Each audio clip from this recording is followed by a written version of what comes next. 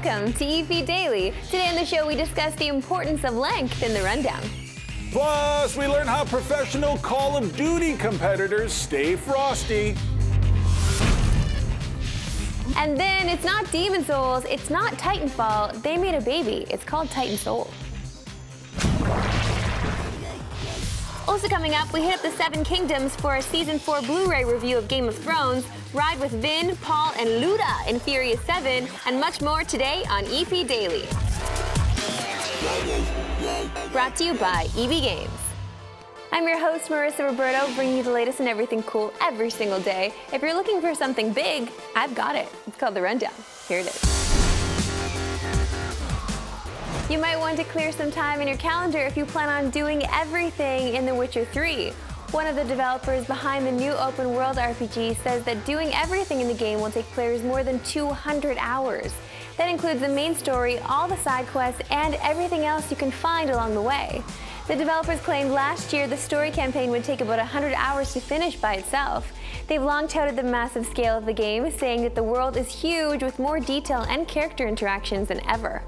For comparison, the recent Dragon Age Inquisition, praised for its massive scale, took about 120 hours to finish everything. The Witcher 3 will hit the PC, PS4, and Xbox One on May 19th. It must suffice. It looks like the new season of Twin Peaks is going to be missing one crucial ingredient. Co-creator David Lynch has revealed that he's left the upcoming revival of the show and is no longer involved as a writer or director. He says he's leaving because the network Showtime isn't willing to give him the budget he says he needs to make the show work. This has already caused a huge backlash from fans who are looking forward to the new episodes, especially since this would have been the first time Lynch has sat in the director's chair of a major project in more than a decade. Lynch also left Twin Peaks during the first half of the second season, and there was a noticeable drop in the quality during his absence. The new season is still on track to arrive next year. It remains to be seen if Showtime will change its mind and give Lynch the money he wants. Hello? Hello? That's it for the rundown. Now here to join me for a little chat, it's Scott Jones. So did you have your coffee and your pie and your donuts today? I did have my coffee and my pie. You know, that's one of the things that always connected me with Twin Peaks was its celebration of coffee and pie. Oh yeah, and those donuts, so good. But are you upset about David Lynch? He's not going to be part of, well, maybe he'll come back. I don't really know. I don't know, and I don't know if it's a good or bad thing. I was never that excited about the new Twin Peaks anyway. I think everybody they're a little too overly attached to the TV show. It was great, had some really wonderful, never seen before kind of moments creatively. But I don't know why, once again, we're just looking back, hoping for more. It's like this Star Wars thing. You guys know how I feel about Star Wars. That's true, I know. But so the second season of Twin Peaks, the original Twin Peaks, David Lynch left during the first half of that season too. You look like Log Lady. And it was terrible. I do not look like Log Lady. It's like the Log Lady. Okay, give me a break. You know what? Let's move it along to The Witcher, because this game is going to have 200 hours of gameplay. That frightens me. Well, you know, it's been a little dry. If you look into the gaming cupboards lately, there's not that much for us to do right now. So having a 200-hour game, maybe that's not such a bad thing. I mean, I like a game that's stepping forward. It's kind of like that Boyhood movie that Richard Linklater made. Yeah. Shot it over 12 years, real-time years, and then cut it all together into one movie. Yeah. But you know, it feels ridiculous. It feels a little ambitious. I don't know who's going to finish it. Vic, maybe, and maybe you.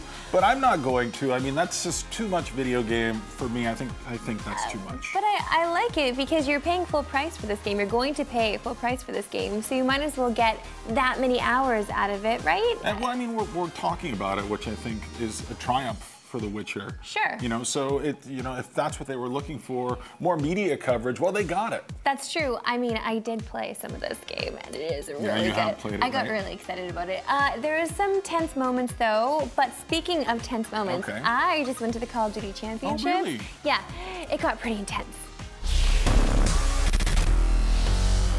And you think that you can just march into these countries based on some fundamentalist religious principles, drop a few bombs, topple a dictator, and start a democracy? I've been on my high horse lately playing a lot of Call of Duty Advanced Warfare, so I thought I'd come down to California and kick it with pros from around the world at the Call of Duty Championships 2015. Turns out I'm not good enough to be on the stage with them, though. I'm talking to a world champion right now. It's getting me a little bit nervous, but I need to know what exactly it takes to be a Major League gamer. So how much practice do you actually put into this?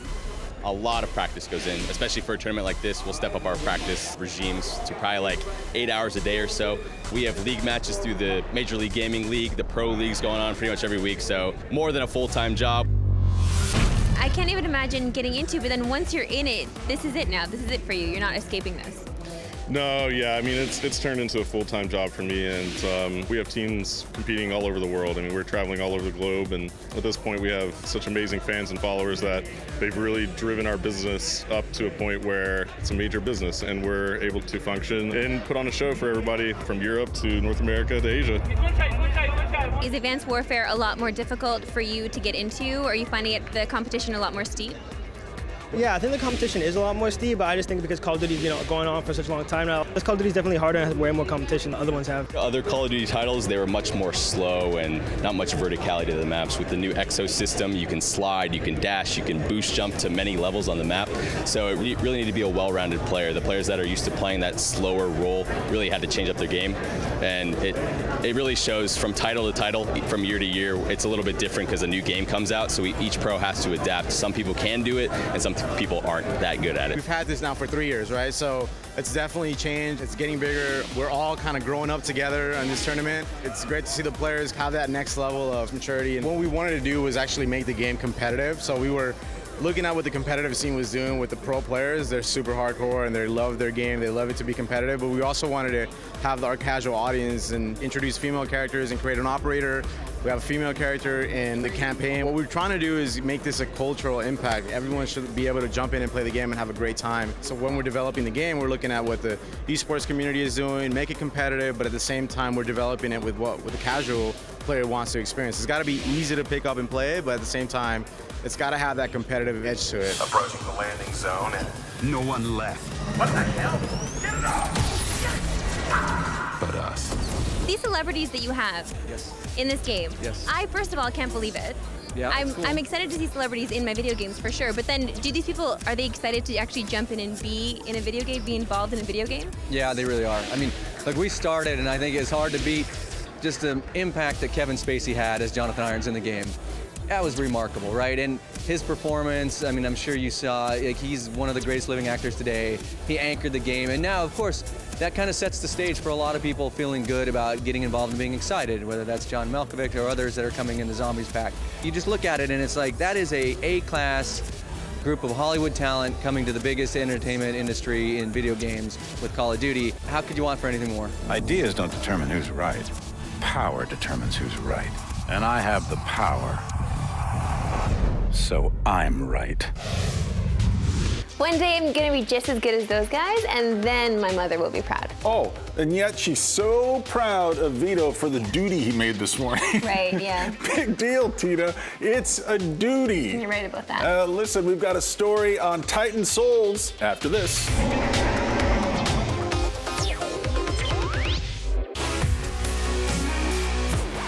Welcome back to EP Daily. First, we had Demon Souls, then we had Dark Souls, then we had Dark Souls 2, and now we have Titan Souls. Titan Souls, what an epic name for a video game. We sent our most epic correspondent to find out more.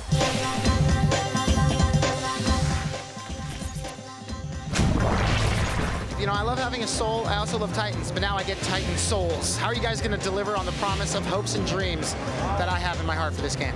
When you cross Titans and Souls, you end up with an extremely challenging action game where you only have 1 HP, you only have 1 arrow, and it's all boss fights. So some people have described it as a mix between Shadow of the Colossus and Dark Souls, which I would say is definitely clear that we're influenced by those games, but we also have this twist of, like I mentioned, the 1 arrow and 1 HP. So this kind of defines the gameplay. It makes it a really tense game where you're always on the edge of death, but always on the edge of victory. Now, I like the premise. You're like, how can we make this game difficult, yet challenging? We don't want to give you a whole bunch of health, whole bunch of weaponry. You get 1 health, 1 arrow. Why would you do that? Why would you do that to me? Well, if you think about it, when you have this giant Colossus in a game and it has these giant fists and they just come down and completely crush you, it doesn't really make sense to lose 5 HP. that's going to kill you. So in this game, that kills you. But it's fair, you know, you only have to hit them once as well. Oh, that's where it is, yeah. So if you're continuously fighting bosses and you only have one arrow, can you pick up another arrow? Your arrow is indestructible, so you can always pick it up and you can summon it back towards you as well with a telekinetic power. But you're going to have to be careful with that because you can't move whilst you do it, so that gives you a moment of vulnerability. Tell me about how you change the game up, change the variety within enemies that we're going to be fighting when you only have that unique option to have one arrow and one health. Yeah, exactly. So the player mechanics themselves are always the same. You never upgrade. You're always just having the one arrow. But we're varying the game by creating titans which are all wildly unique and challenging in their own way and make you use those mechanics in different ways. We're going to have 20 bosses in the game, which we think is the perfect amount to like really tap the potential of the mechanics and have the maximum amount of variety. So there's no padding, everything's completely different. And is this going to be one of those experiences where after, you know, I beat 3 or 4 bosses, I finally die? Do I have to rebeat all of those bosses again, or can I pick up with my one continue? No, you're not going to have to beat them all again. That would be insanely cruel. Thank God. Titan Souls, it's not as difficult as Dark Souls, but unless you're good at it, you're going to die. Jose, I am still a little jealous of your recent walk on the Season 5 premiere of Game of Thrones' red/black carpet, but to prepare for Season 5, Scott and I took a look back at Season 4 and now out on Blu-ray. You a knight? No. But you know how to use that sword? I do. Game of Thrones time once again. We're talking about the Season 4 Blu-rays. I have to confess something. I'm a huge fan of the Game of Thrones series. I love Hodor. Well, you and everyone else in the world, I think. You're right, you're right. Loves Game of Thrones. If you don't love Game of Thrones, I mean, I can't help you. I don't even know if we could be friends or... I can't even try to help you. But listen, let's talk about the Blu-rays. This goes into Victor Lucas's personal collection. We only got one copy, so we had to share and then give them all back to Vic. Yeah. Oh, get on with it, you son of a... Is that any way to speak about our mother? What are you doing? What do you think I'm doing? I got to tell you, you know, looking at this box set, taking it home with me, I'm overwhelmed by the amount of content that's there, and I'm overwhelmed in a way that I haven't been overwhelmed since The Lord of the Rings appeared on Blu-ray. I bought that, and guess what? I love that I own it, and I've watched it, but I haven't ever really delved too far into the special features. What have you done? I'm not a special features guy. I feel like my interest is watching the main story, and I think Season 4 is very good. I don't think it's better than Season 1 or Season 3, which I think were high points for the series. I think it was very good, but once I'm done watching the show, and it's 10 episodes of excellent, some of the best TV ever made, I'm pretty much done. Who taught you how to fight? My father. You're into the special features. I am into the special features, but you're right about not knowing if you're going to go back to it, though, because that's the thing with the special features. Like, once I watch it once, I'm not really going to go back to it again unless I'm feeling particularly lonely and I feel like these are my only friends in the world, and so maybe I'll go and visit them again because there's a nice round table where all the people that died in the season come back and they have a little chat together. I mean, what a great idea. So they're not dead in real life? Revive them again. No, they're not. They're not just dead in dead real in the life. story. There's so much commentary in this box set as well, so you're getting a lot here for the money, although it is a lot of money. It's not going to end like this. Tywin Lannister does not die sitting on the toilet, you know, murdered by his own son. And he's kind of shocked right up until the moment the first bolt hits him. And then even more shocked because he can't believe that this is how it's going to end. If you love Game of Thrones, you're going to get it. I'm not selling you on anything different here. If you've never watched Game of Thrones before, or you maybe want to introduce it to somebody else in your family, this is a great gift. I feel a little exhausted with the box sets. I have Season 1, 2, and 3, and I've watched them multiple times, and I'm very happy that I own them. But this is the one that I haven't personally purchased yet, and I don't know what that means. I don't know if it means my Game of Thrones tank is maybe a little full. I don't have any room in it right now. I'm glad they exist, but I don't know if I need to own this one. I suppose this is goodbye then. I think pulling out a disc in general and putting it in somewhere is a lot of effort now for all of us. Like, we're so used to downloading everything or streaming things online. It's like fighting the mountain. Right, it's just like fighting the mountain. It's so painful. Right, so I mean, that's a lot of effort too. So you're paying to then make more effort in your life. But you know, we've been lazy. We've been getting lazier. We are so pretty maybe lazy. this will We've been help. spoiled by new technology and new formats for movies and TV shows. The Game of Thrones on Blu-ray, Season 4 from HBO. What are you going to give it? I love this. It's a 9. Yeah, it gets an 8 from me. Now make sure that the antenna on the top of your home is pointing in the right direction. Season 5 premieres on HBO this Sunday. And up next, we have Vin Diesel, Dwayne Johnson, and one-liners you won't want to miss after this.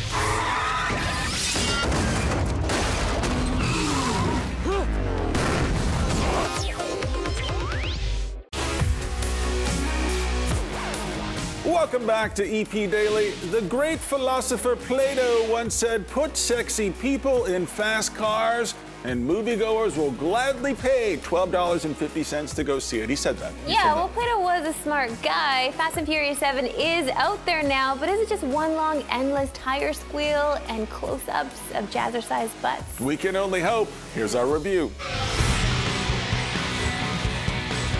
The Fast and the Furious are back in theaters, only this time they've increased the number from 6 to 7, and they've left off the fast part. It's just Furious 7. Lock it up.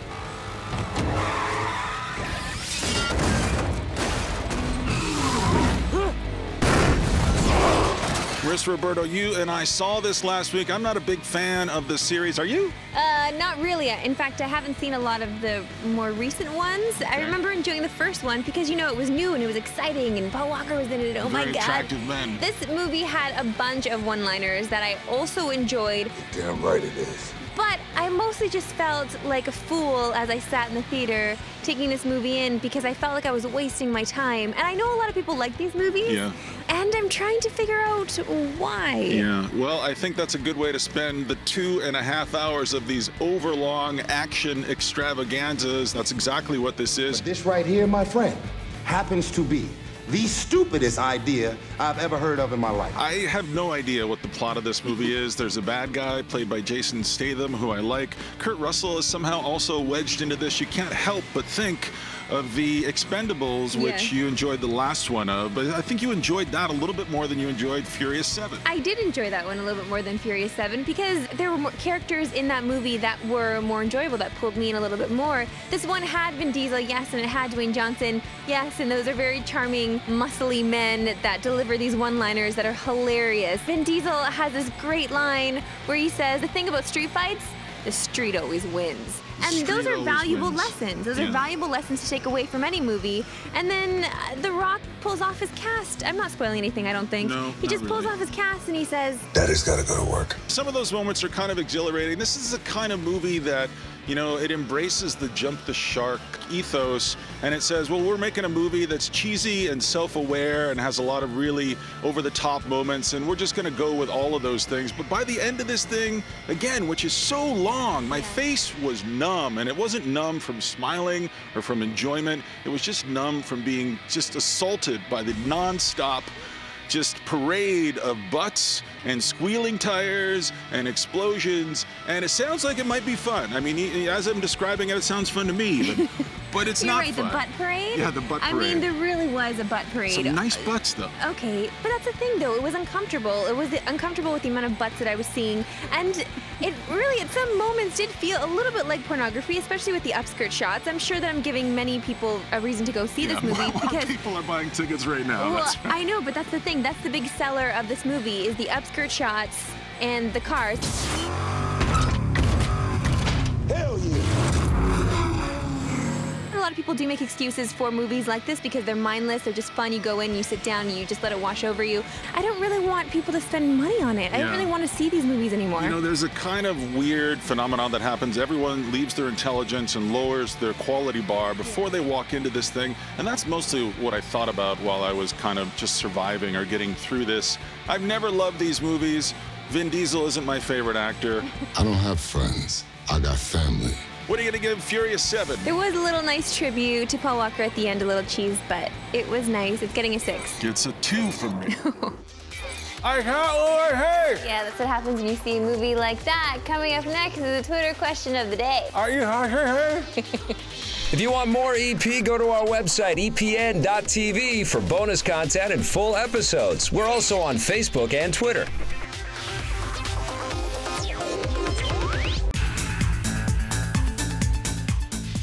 Welcome back to EP Daily. It is time now for the best part of today's show. It is the Twitter question of the day. This one comes from God for Mayor. He is at God for Mayor. I guess God 3 Mayor must have been taken. Who is your favorite female video game character, movie character, and real person? Hashtag TQOTD. Love that hashtag.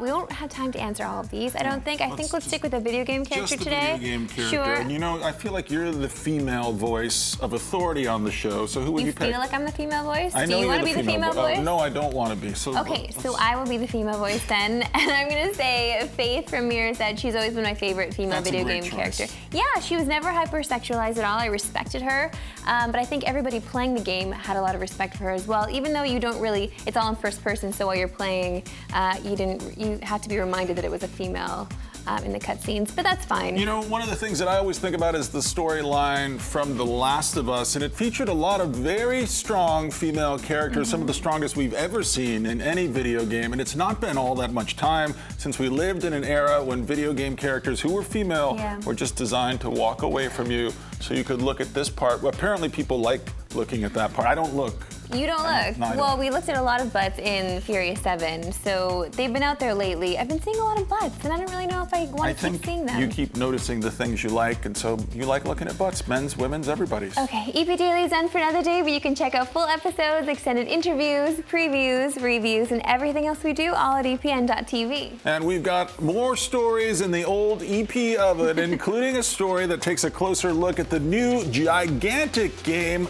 Here's a little sneak peek. We'll see you tomorrow. Bye. EP would like to thank its sponsors, Nintendo, Xbox.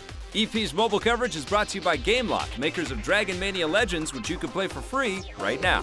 Each character has 5 unique skills. There's no skill sharing between any of the heroes. Each skill has a branching upgrade system, so you go in, you choose to upgrade a skill, it'll branch into 2 distinct choices that shape how you play. So you can build for more damage, or you can build for a little more support. It'll branch twice, and that really gives some adaptability to the gameplay, so you can adapt to what the enemy team is doing.